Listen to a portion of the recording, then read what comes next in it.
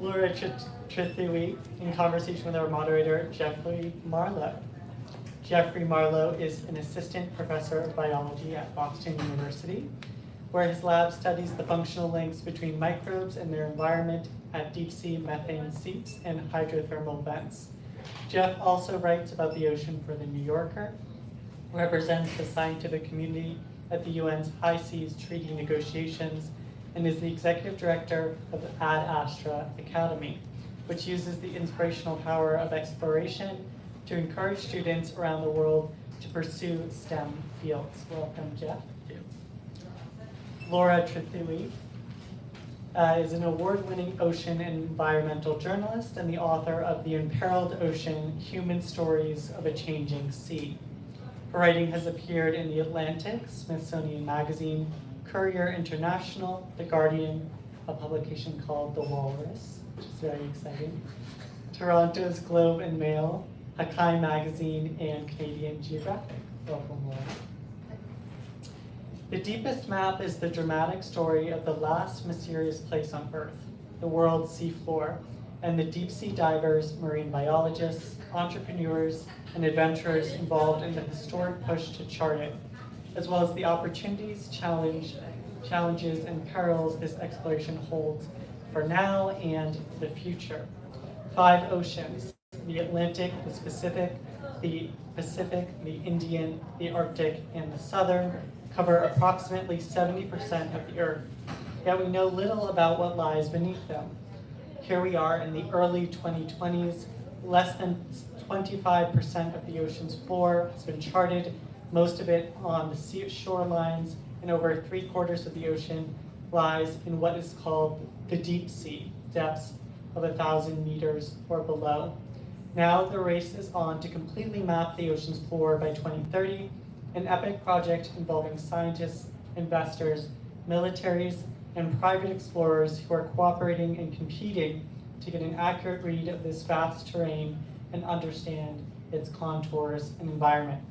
The future of humanity depends on our ability to understand and protect this vast, precious, and often ignored resource, a true tale of science, nature, technology, and extreme outdoor adventure. The Deepest Map illuminates why we so love and so fear the Earth's final frontier, and is a crucial addition to our increasingly urgent conversation about the climate crisis. And what I really love about looking into Laura's work is it's clear that her goal is to not just see it for herself, but to share what she's learned with others. And that's what we're here to do tonight. So welcome to Jeff and Laura.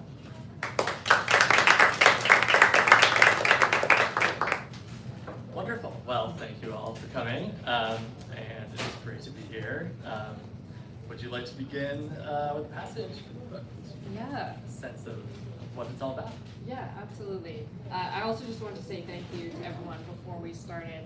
I don't know very many people in Boston, so I wasn't really sure what to expect, but I got a really great welcome from Jeff and people at Harvard and Boston University, and so thank you so much for coming out.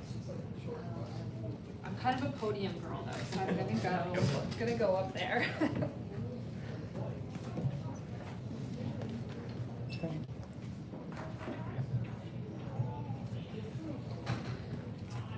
Yeah, so I'm just going to start at the beginning of the book. Seems like a good place to start. So, yeah. It was the weirdest job description that Cassie Bongiovanni had ever read. And she had read a lot of them lately. With weeks to go until graduating with a master's degree in ocean mapping from the University of New Hampshire, the ambitious, talented 25-year-old was surfing the job boards, looking for her first post-graduation gig. At the time, it seemed as though everyone in her program was going for job interviews and signing contracts. To be perfectly honest, I was definitely panicking, she told me. That program is so well regarded that almost everyone who graduates gets a job immediately. I didn't want to be that one person who doesn't. Then an email landed in her inbox, forwarded by a friend of a friend inside the federal government. They were looking for some qualified folks to run a mapping system for 110 days at sea. There was no mention of which mapping system might be used, or where in the world the mapping might take place, or what the new maps might be used for, but it caught Cassie at a moment of peak anxiety about her future. This was in late 2018, and there should have been no shortage of jobs in the ocean economy, which is what the Organization for Economic Cooperation and Development predicted would be a new era of unprecedented growth and investment in the sea.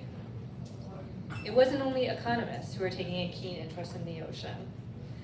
After years of dwindling public investment and devastating reports on marine health, ocean exploration had suddenly entered a gilded age. Throughout the late aughts and into the early 2010s, a who's who of philanthropic billionaires had founded ocean research outfits and launched state-of-the-art vessels. Ray Dalio, Google CEO Eric Schmidt and his wife Wendy, Microsoft co-founder Paul Allen, and the Salesforce CEO Mark Benioff. Suddenly, the richest people in the world were sinking millions of dollars into ocean research. The international community got on board too. In 2017, the UN General Assembly declared the 2020s, so 2021 to 2030, to be the decade of ocean science. World governments, economists, jet-setting billionaires, they had all converged on the ocean just as Cassie Bongiovanni was set to graduate from the Ivy League of ocean mapping schools. In that new blue economy, she should have had no trouble landing a job. There were some leads, some phone calls, some conversations that seemed as though they might be heading somewhere, and then nothing. She had started her master's just 2 years earlier in 2016. There should have been more than enough work for her to do. Someone just had to give her a chance. As Cassie studied the email and its odd call for ocean mappers, she felt the weight of an uncertain future pressing down on her. In just a few weeks, she would graduate, then she would lose her student insurance, move out of her rented student apartment, and probably wind up back at her parents' house in Dallas, feeling like a failure. What did she have to lose? She quickly drafted a reply, attached her resume, and hit send. Cassie describes herself as shy, a planner, and an organizer. At first, she might come across as reserved, even quiet, but very quickly, her goofy sense of humor, along with her whip-smart sensitivity and intelligence, become clear. "Why are you talking to me?" she asked in a typically self-effacing manner when I first reached out to her. As a journalist, when someone asks me that question, I know I've struck gold. I always prefer the Cassies of the world, the behind-the-scenes types, the people down in the trenches who never think they have a good story to tell. Within them, they always hold some unvarnished insight into the truth. And the thing is that ocean explorers are not known as a modest bunch. That was something else I liked about Cassie. She does not pretend to be the heir apparent to Roald Amundsen, racing to reach the South Pole. She's not a real-life Captain Nemo. Nor does she belong to the 1%ers who are exploring the ocean today, so the Ray Dalios or the filmmaker James Cameron. But in 2018, she was on the cusp of something extraordinary, something that no one had ever done before in the long, tangled history of humans exploring the sea. The same day she sent off her resume, her phone rang. A man with a New Zealand accent introduced himself. His name was Rob McCallum. "Let me tell you about the 5 Deeps," he began. While Cassie was on the hunt for a job, Victor Vescovo was looking for his next big challenge. Victor hailed from Dallas too, and he shared Cassie's Italian roots, but that was where the similarities between them ended. Victor made his fortune in private equity, and he'd used that fortune to build a modern explorer's life centered around adventure. He completed the Explorer's Grand Slam, he summited the highest mountain on all 7 continents, he skied to both poles, he owns a helicopter and a jet that he pilots himself. Yet he looks and sounds nothing like the adrenaline-jacked Texas financier you might expect. He has powder blue eyes and paper white skin and long ash blonde hair that he pulls back in a ponytail. And his voice is soft and thoughtful, although prone to nerdy outbursts about military history and science fiction. Now he wanted to become the first person to dive the deepest points of all 5 oceans. The idea hatched slowly, sometime in the early aughts, when Victor was serving as the interim CEO of one company and the chairman of 3 others. He began casting around for some other adventure he might like to do. He was aging out of the mountaineering world, but he hungered for another challenge, one that required less brawn and more brain, sorry. For years, he had followed the record-setting exploits of the British business magnate Richard Branson and his attempt to dive the deepest points of all 5 oceans. In late 2014, Branson abandoned that quest after a series of technical failures. One of the more serious flaws, the transparent dome on his specially designed submersible caved in under the simulated pressure of diving miles below the ocean's surfaces. Some people might see a flattened submarine and think, you know, maybe diving the world's deepest trench isn't for me. Victor realized that a world record was still up for grabs. At that point, it was like 2014 or 2015, and I was like, you gotta be kidding me.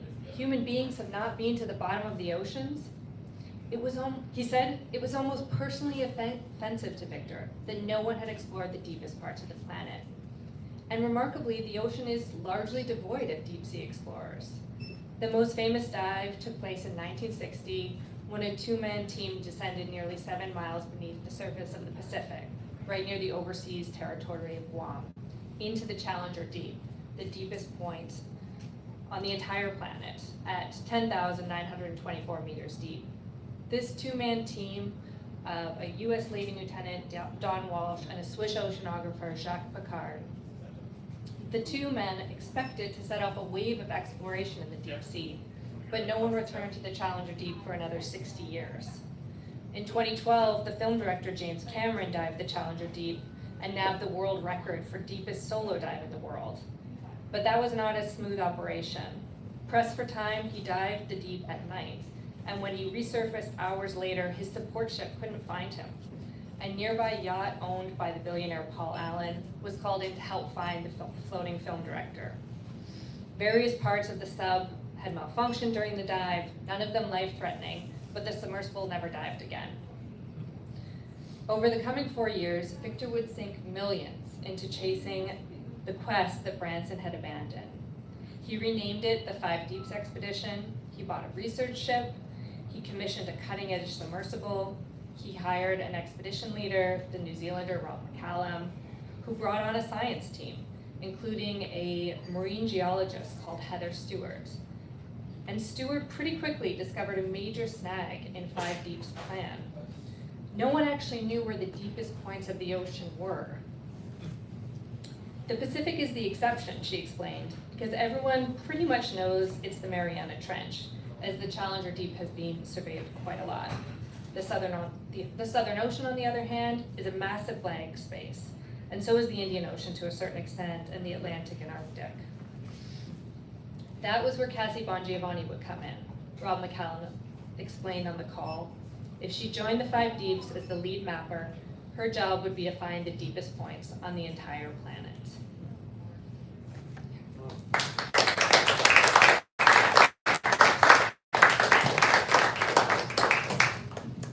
Wonderful, thank you for that. So I am very excited to talk to you more about what you've written. I'm going to kick things off with a bit of a discussion, but please prepare your questions. I know we have many ocean enthusiasts and experts here, so it'd be great to hear what you're all curious about. We'll get to Cassie and Victor. I love that dynamic. It is sort of the through line throughout the book, I would say. But I was also struck by the anchor point you found for approaching this topic of the ocean, which is huge and expansive, could be any number of ways in. You chose mapping. Why is that? What struck you about it, and why is now the time to be thinking about mapping? Yeah. I mean, you wouldn't be wrong to not be interested in ocean mapping. A lot of people in general have kind of relegated ocean mapping to the world of shipping and moving boats back and forth across the ocean safely. It's kind of generally thought of as just part of safe navigation. And that's why I found Cassie Bongiovanni's story so striking, because she didn't actually really think that much of ocean. Well, she thought a lot of ocean mapping, she's studying it, but when she graduated from the University of New Hampshire's CCOM program, the Center for Coastal and Ocean Mapping, she fully expected to get a government job mapping a harbor or a coastline that gets transited a lot. And then she gets swept up in this really bizarre quest to go find the deepest points of all 5 oceans, which it's just kind of random, but it opens up all these other questions that she gets to go find out about. And so she's discovering canyons and seamounts and getting involved with all this really compelling research. And so she didn't even really realize what ocean mapping could be. And so I love that story of her kind of getting astounded by her own subject in a way, and realizing that once you map the bottom of the ocean, it's really just the baseline for asking all these other interesting questions. So it sounded initially to her maybe like it was just a rote process. You would go and mow the lawn, as you say, back and forth, just map the seafloor, but turned out there was a sense of discovery there. Yes, yeah. That's exactly how ocean mappers talk about it. They say they go out and mow the lawn, which basically just means surveying in these really rigid configurations, making sure all the lines match up and you don't miss any points. And I mean, it doesn't look great at times. It looks like somebody's sitting at a computer in the bottom of a ship, watching the ship go back and forth. And it doesn't look like the rocket liftoff moment that kind of inspires a lot of government investment and gets a lot of public attention. But there are people who love mowing the lawn, and I love mowing the lawn. I like being there and watching this terrain come up, because something incredible could be down there. So yeah. Yeah, I mean, you also made a good case for, it's necessary. It's maybe not the flashy bit, but it's the foundation for everything. And, without knowing what's there, it's such a initial first question, but most of the ocean has not been mapped, at least to a certain resolution, which was surprising to me. So I'm curious, how you would frame the challenge ahead of us. How big is the ocean? How much of it has been mapped? How much hasn't? I think it's easy to see blue expanse, but what is that really? Yeah, that is a question that I had to tackle myself when I was writing the book, because within the ocean writing world, you hear a lot of statistics thrown around, and one of the biggest ones is 71% of the planet is covered by water. And it sounds impressive, 71% of the planet, but it's really hard to break down exactly what that means.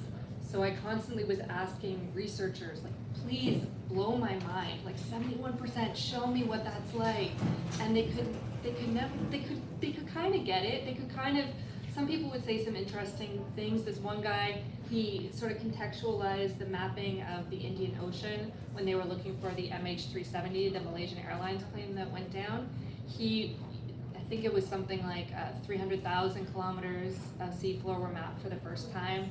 And he said something along the lines of take a matchbook or put it on the floor of your kitchen, and that's how much we mapped. And 300,000 kilometers, and that's how much it is in the ocean. And I was like, okay, I think I can kind of get it. But eventually it became clear that I had to go to sea myself, because I just did not get how big it was. And after I started getting involved with some ocean expeditions and went out to sea myself, it's really big. It's really big. I know it doesn't sound revelatory, but it's really, really big. And you had to go out there to really see it, to really grasp it. So the much of the sort of time hook or time pressure for this mapping endeavor is the Seabed 2030 project, where they're hoping to map the entire ocean by 2030, right? I guess I'm wondering, based on your reporting and your experience out there, is it going to happen? Now that you know what it is really entailed, what do you make of it? Yeah. I'm sorry to any Seabed 2030 people who are out there, because I might be busting the bubble a little bit. But it was interesting when I started writing the book in 2018, 2019. I heard nothing but optimism. people were absolutely sure, who were involved with Seabed 2030, that this was going to happen. And they chalked up how they were going to make that deadline by the amount of ships and sonars that were out there, and they were going to make up any shortfalls with innovations that had yet to come. So crowdsourcing, drones, these kinds of things. So I started to dig into that a little bit more and try and figure out if these things were actually going to happen. But as the project kind of ticked forward, COVID happened, various complicated things happened around shipping, crowdsourcing equipment all over the place. The same sorts of things that affect, supply chains happened to Seabed 2030. But I think on top of that, it was always a really ambitious timeline. And I think it was something that they wanted to inspire people with, but as time went along, it just really dawned on people that countries are not going to send out their ships to go map deep international waters without a compelling reason. And so they won't necessarily say that it's not going to happen, but I think a lot of people who are involved with the project have sort of accepted that we're not going to make that 2030 deadline. Like Seabed 2050. Yeah, that's what a drone member said to me. He said, just call it Seabed 2090 because it's not going to happen by 2030. Even with drones, they were thinking. Yeah. Well, he just didn't think people were buying enough drones. Yes. So. Interesting. So I want to get back to Cassie and Victor and that dynamic, which I found so interesting. So you very nicely described, and as we heard, Victor's this somewhat brash billionaire, really just wants to get to the bottom of the seafloor, doesn't initially care really what's there, but it sort of had a change of heart, and I'm curious kind of how you saw that dynamic with him and Cassie, and where things are now with the two of them and that whole mission. Spoilers ahead, potentially. Yes. Reveal what you wish. Okay. Yeah. So, that dynamic really struck me too. So Cassie, I don't think it's a secret that I really loved Cassie. It comes across in my writing that she was the person that I sort of preferred in a lot of ways. She's the behind the scenes, she's down in the trenches. I like those everyday sort of people. And Victor, on the other hand, he can talk and talk, he has dreams, he has ambitions, he's got money to make them happen, and so you really need a Victor and you really need a Cassie. And the two of them went into this quest together. As you say, Victor didn't necessarily care at the beginning about what was on the seafloor. This story was circulating in the press that he just wanted to take a titanium marble kind of down to the seafloor, didn't even have to have windows, and then just to say that he'd been down there and then come back up. He says this was never a plan, a serious plan, but who knows. And so this was kind of his original idea maybe, and to the ocean mappers and the scientists involved with the project, that was just horrific to hear. And I think that Victor really learned throughout the course of the Five Deeps expedition. He's really come to be a great supporter of science and research, and I think he's come a long way in sort of evolving with this idea that, yes, it's great to do cool things in the ocean and get real world records and that kind of thing, but at the same time, it's also really important to have scientists involved and experts involved who can kind of validate that for you.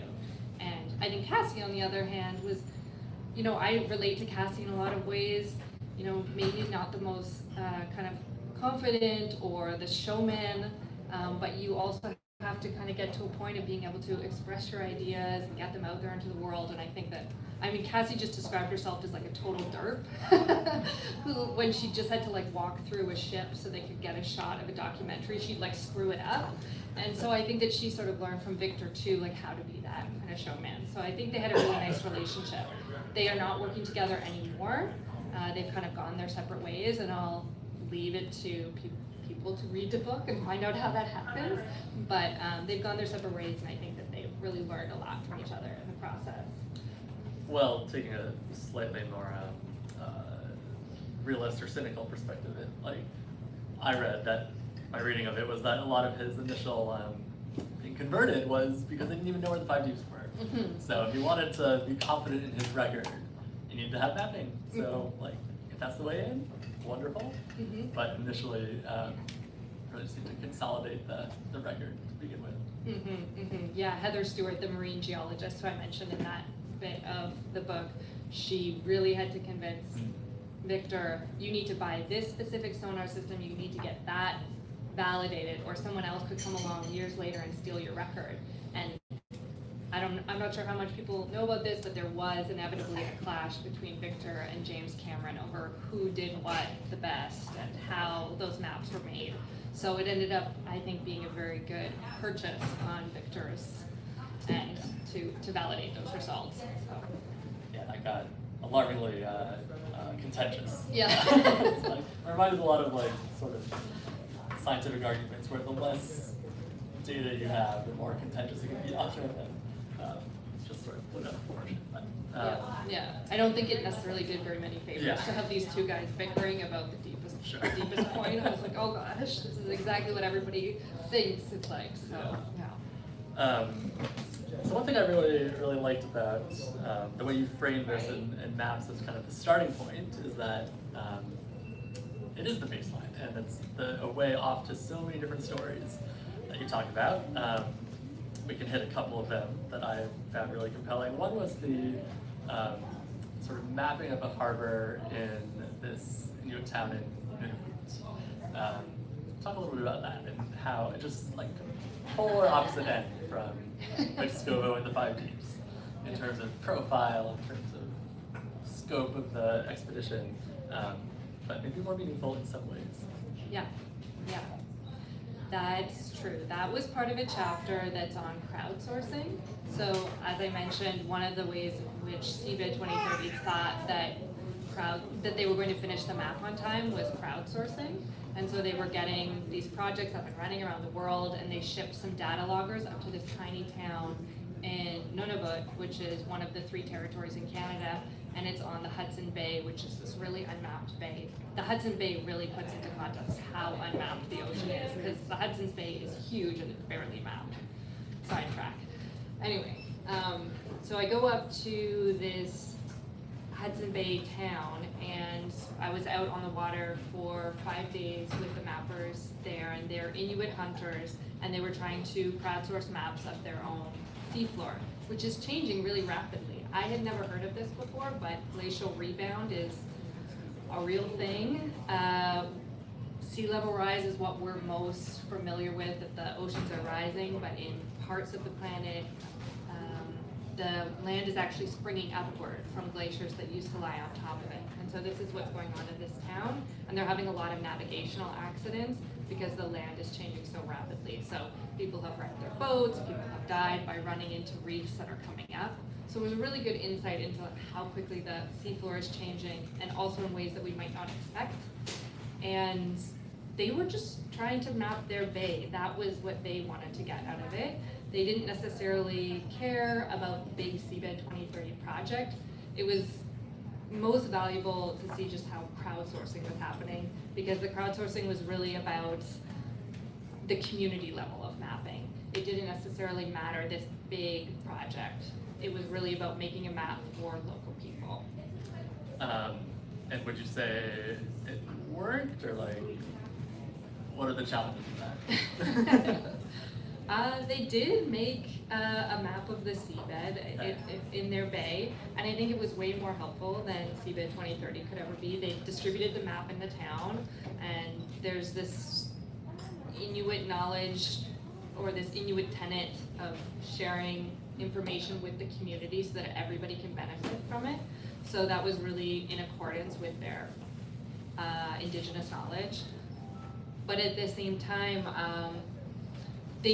some of the hunters there couldn't always relate to what was going on with the mapping project. They were more interested in hunting, and they had food to put on the table, money to put on the table, and so the scientific goal was sometimes a little bit it was not relatable for some of them. So sometimes it felt like this scientific goal was being imposed when they had to go out and hunt and provide for their family. Yeah. So there was an interesting clash there. Yeah, you got this great anecdote of like, they just wanted to drive fast across the bay, but like, you got to go slow, you got to get maps. And it's like, yeah, it's a recalculation. Yeah, they boot it out Yeah. of the bay. So. We've also talked a little bit about drones and mapping robots. And if there's any hope to not get there by 2030, but 2040, 2050, whatever, it seems like that's going to play a big role. So how does that work? And is it the future of all of this mapping, do you think? Mm-hmm.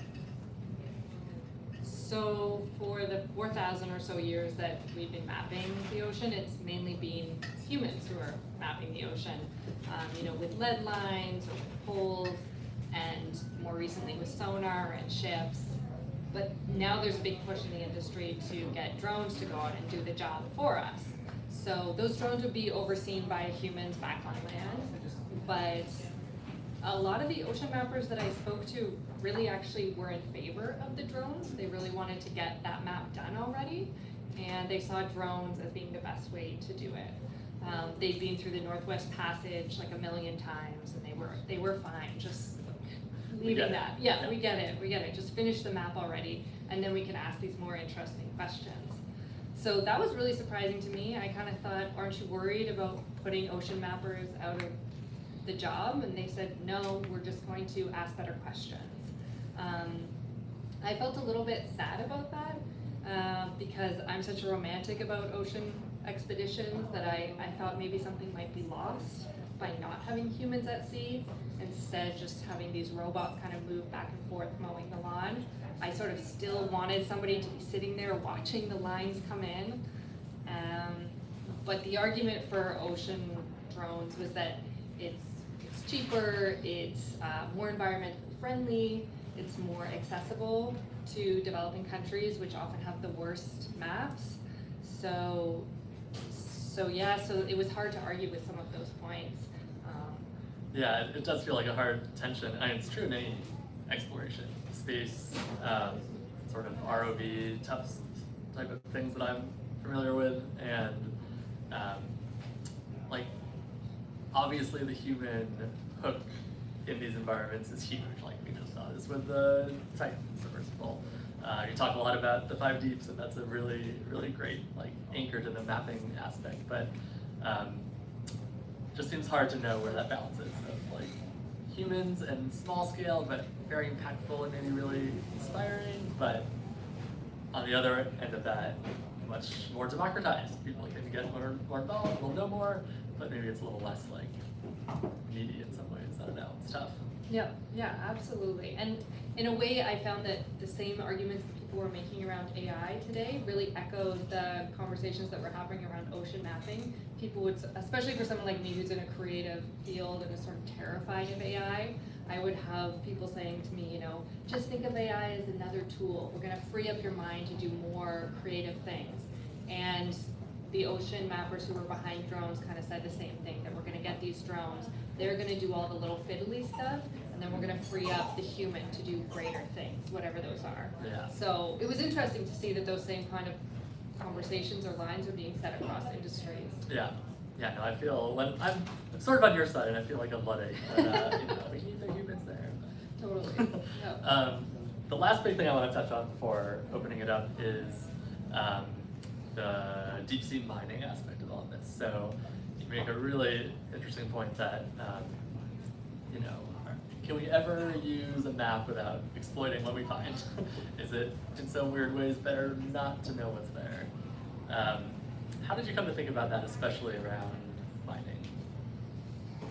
Yeah, that was a really tough part of the book. I always knew that it was going to be sort of the ending of the book, because I think people naturally have this question when you make a map of anywhere that people immediately think, well, what are you going to do with that map? You're going to colonize it, or you're going to industrialize it in some way. So everybody I spoke to about the book immediately had that question, so it kind of had to be asked sooner or later. And I would ask it of various people that I met along the way.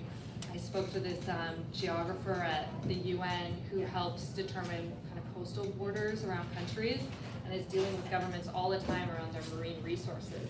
And I asked him, could we ever care about the deep sea without this extractive purpose in mind? And It was such a swift no. It kind of took me aback. He was like, nope, never. And I was like, okay.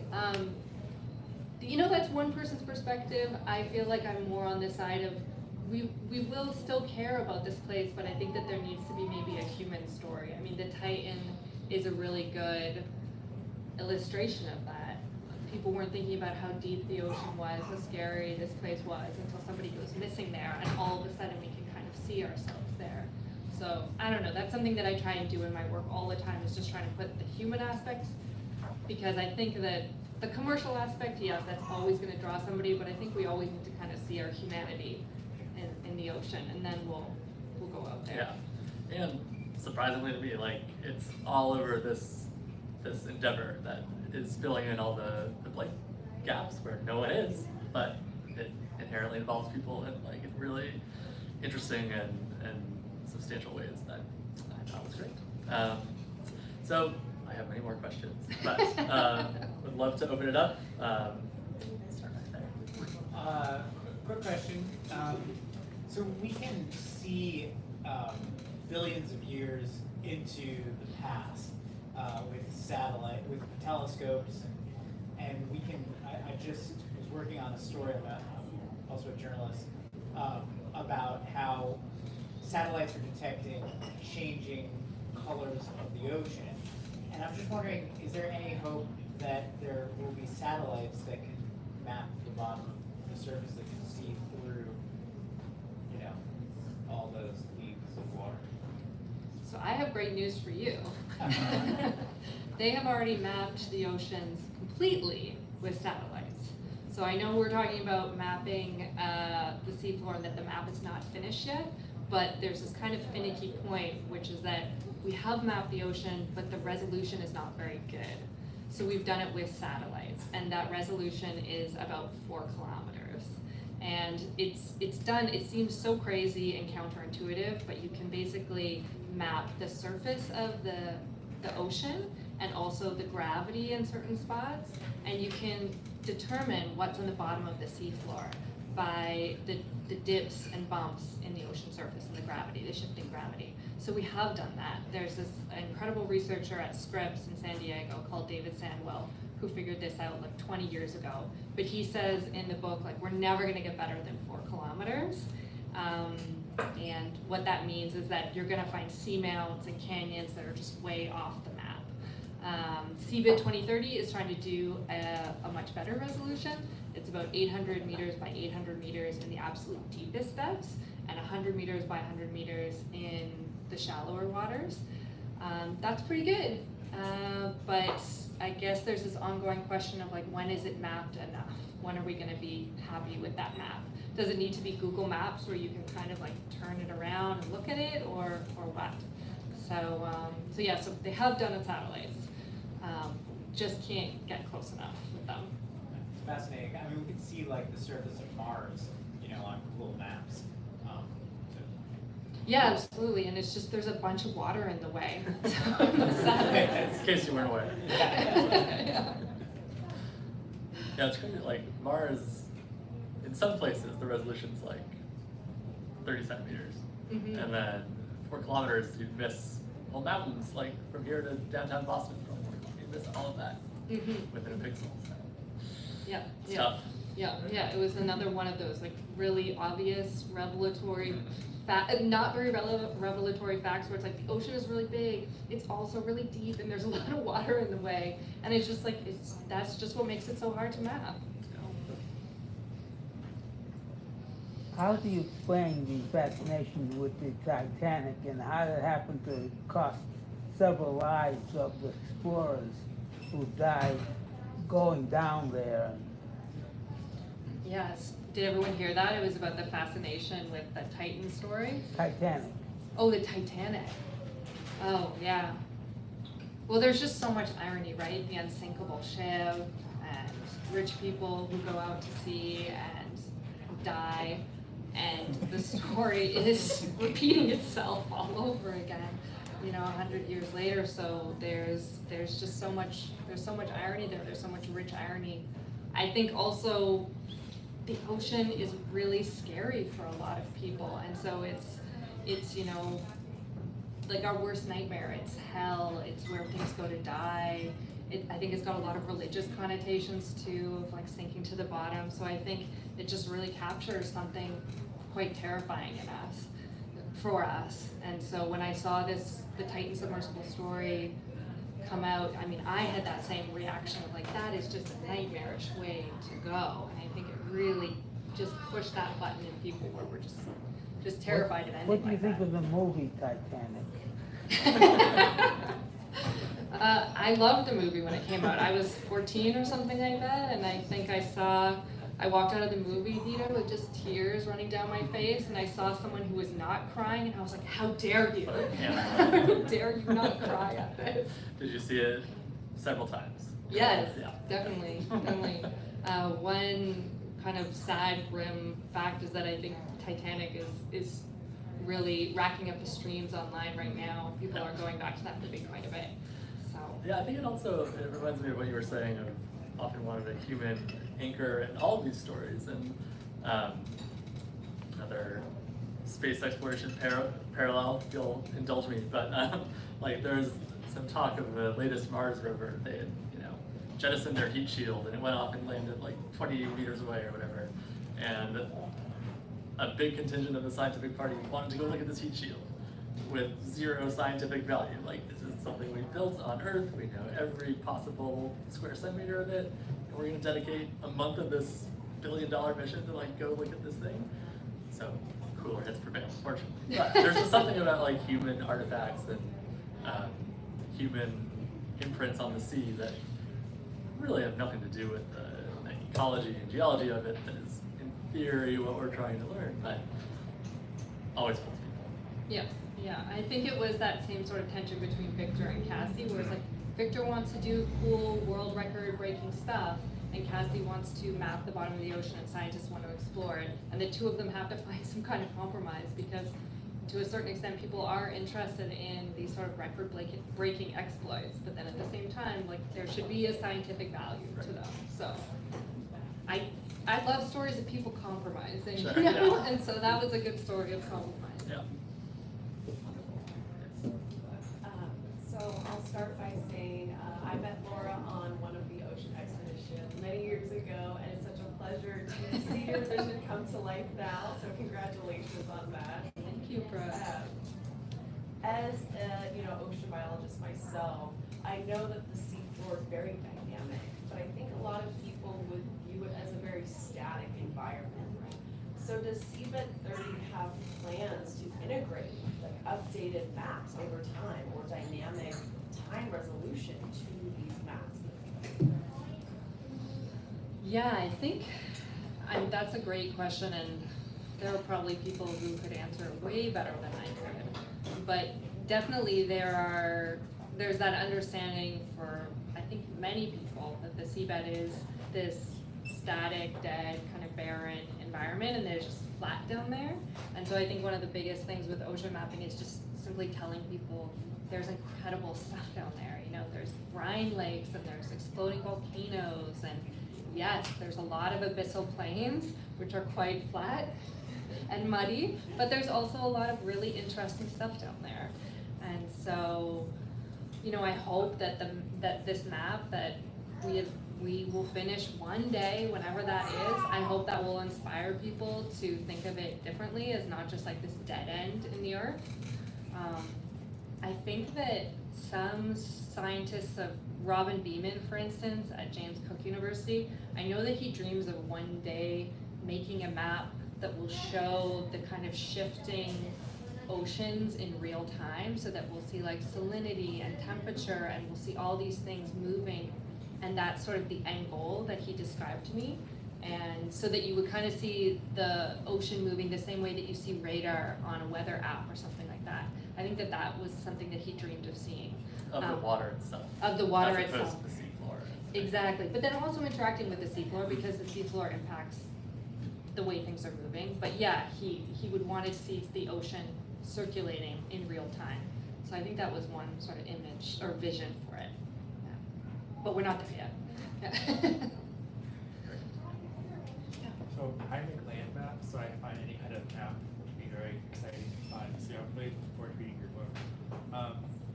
You mentioned quite a bit. We talked a little bit about different priorities, extraction being kind of the main focus, and then also like other events that are happening, like the Titan submersible and what happened there, and then also I think of the Hunga Tonga eruption in South Pacific.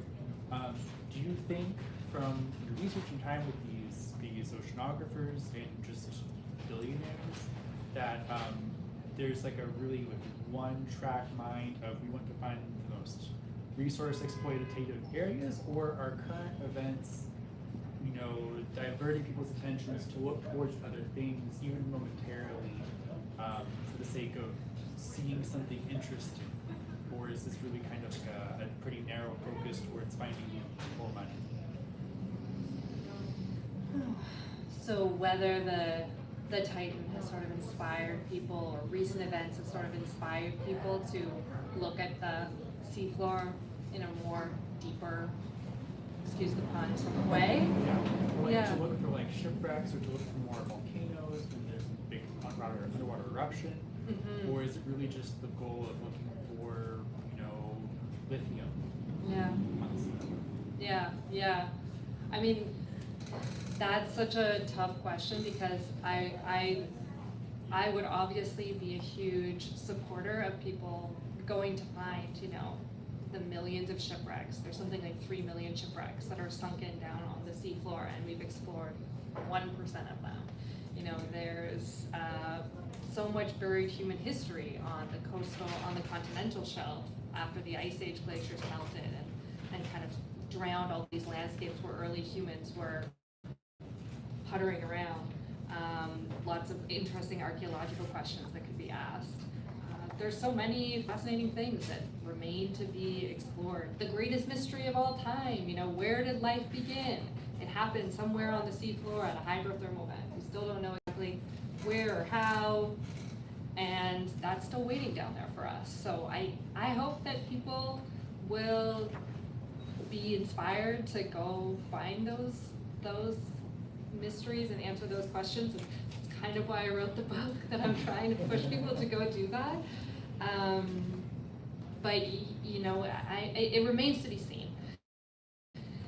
In the past, one inspiring example that I like to think of is after Antarctica was fully mapped in the post-war period, figured out that it was the 7th continent, and they were able to sort of penetrate the ice and figure out the whole shape.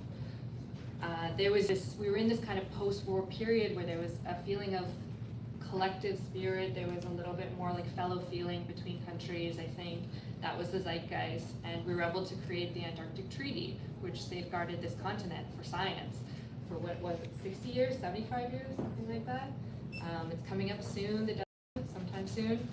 And so we were able to pull off this amazing thing and safeguard this place for science. So I think it is possible that we could care about it more than just for an extractive purpose, but I'm biased. I wrote a whole book on it, so yes, I definitely want people to care more, for sure. I would also say it really struck me the bit about deep sea mining that you were noting is like, yes, like the interest in preserving this environment and learning about the ecology really came as a result, I think, of the interest in mining.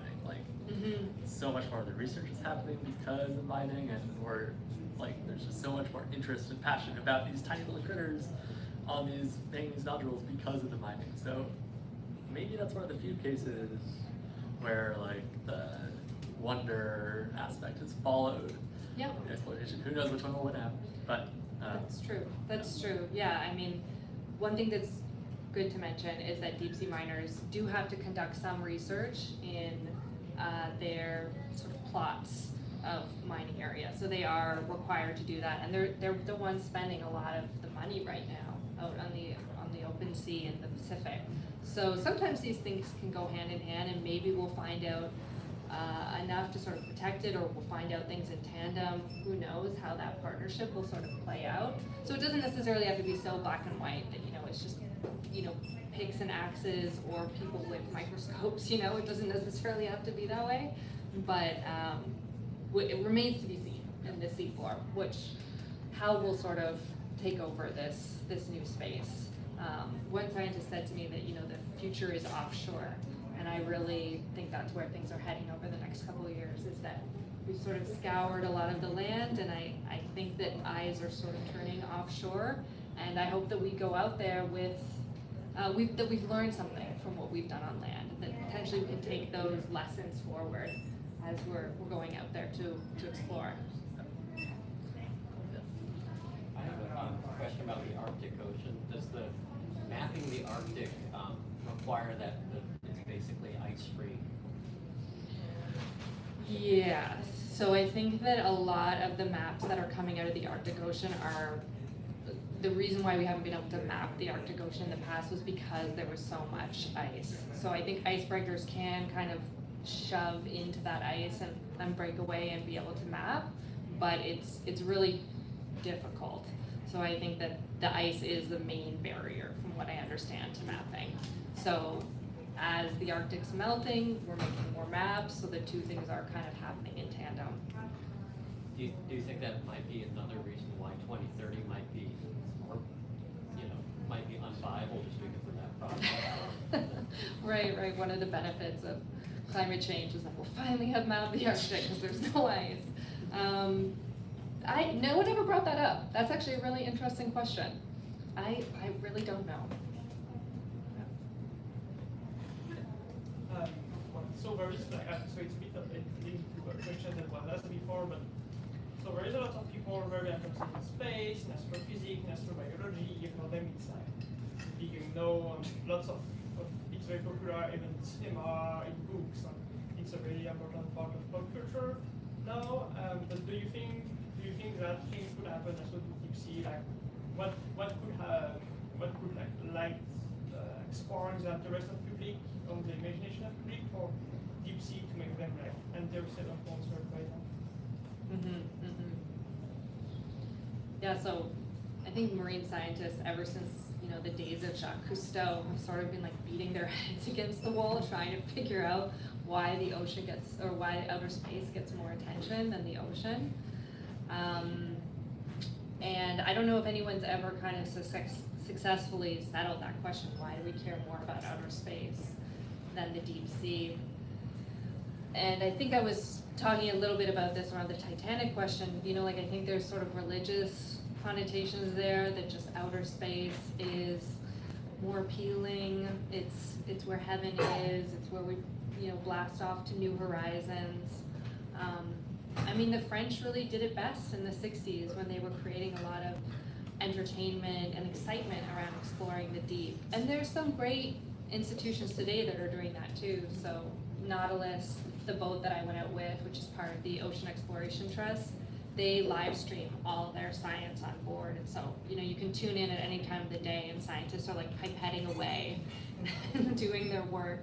And I think that helps get across some excitement for the ocean, but it's just hard to communicate why this dark, deep, kind of impenetrable space is so important to people. I think it's way easier to like dream about perfect societies on Mars.